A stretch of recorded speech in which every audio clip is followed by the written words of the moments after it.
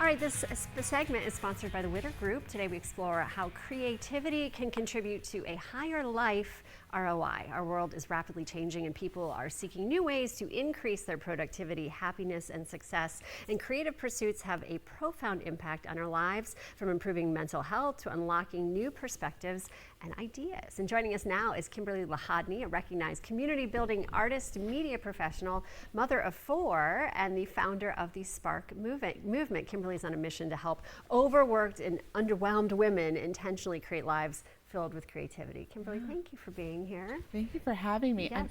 I actually don't have 4 kids yet. Well, I was going to ask. This is the 4th. I was going to ask because that wouldn't have been born yet. No, So congratulations. Yeah. You are super busy, and that sounds like that's what you help women with your signature movement. You know, how can embracing creativity contribute to self-growth and awareness? Like, why is this so fundamental? I think it's so fundamental because of where women find themselves at different stages of life. A lot of women have had a creative life or a creative experience in their past life and may have been really, really good at something. Right. And then they get caught up in starting a career, moving for a spouse, maybe finding themselves a single mom, and even just the joy of having kids. But something starts to feel like it's missing. Right. And they won't always know what's disconnected. And I mean, honestly, there can be like a slow grade, I mean, like a low grade depression. Right. So some of the time that has to do with not doing, but just watching. Right.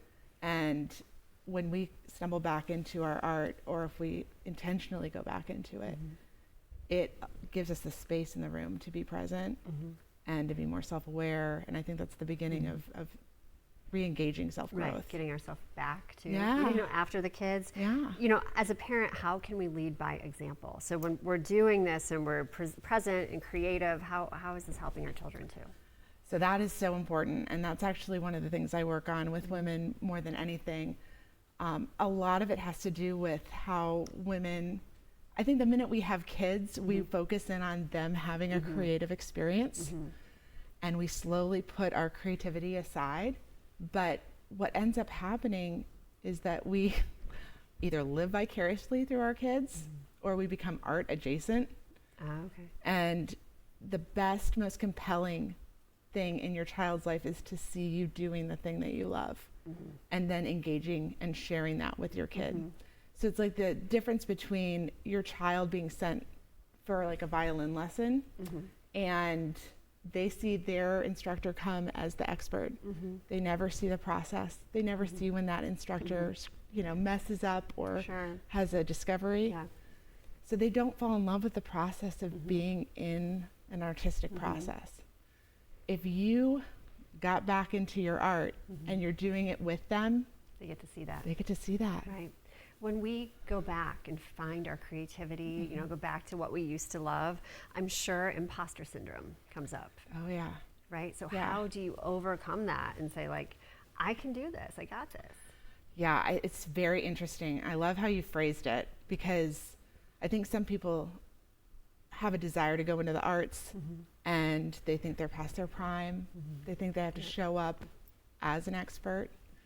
But then there are also people who already were amazing and they've let some time pass. I mean, I'm a perfect example at the moment because I was a dancer and an actor and all the things. And at different times I've been pregnant. And depending on that pregnancy, I've gained X amount of weight. Sure. That's one of the limiting beliefs. Yeah. But again, you have to remember that it's the moment that you experience the joy in being creative, that's what matters, not what people are watching, not you know, going in and saying, I'm not worth this because I'm not showing up the way I think I should look or sharp. It just defeats the purpose. It keeps you from ever going back in. When we go through all this, you have your Spark experience where you're going to mentor women and help them, you know, go through this, you know, refine their creativity, spark their creativity. Yeah. What does that look like to work with you? So it's really interesting. Spark is a really fun acronym that we came up with that I love. And part of it has to do with surrendering to the fact that you are a creative. Like, you have to admit it to yourself. Say it out loud. Say it out loud. Like, to say, I may have been away from this for 5 years, 10 years, but I feel empty when I'm not doing it. If I walk into a theater and I see someone else doing it, and I find myself crying because I'm not doing it, that's something you have to surrender to. Then you have to pursue it. Like, you actually have to take action and get back into that world. That's where the imposter syndrome comes in, because you're possibly reconnecting with old friends, people you think are more successful than you in it, but that can't keep you from it. Kimberly, I love what you are doing to help women, to help them find the spark, to go through your spark movement or spark experience. Where do we go for more information to work with you? Yeah, you can find me on social. You can find me on Facebook, and I do have a YouTube channel. Okay. What's your YouTube channel? You said you love YouTube. It's actually just my name. Okay. So it'll be really easy. All right. Good to see you. Yeah, it's good to meet you. Thank you so much for being here. We're going to take a break. We've got more information on the bottom of your screen, and we've got more Low Country Live right after this.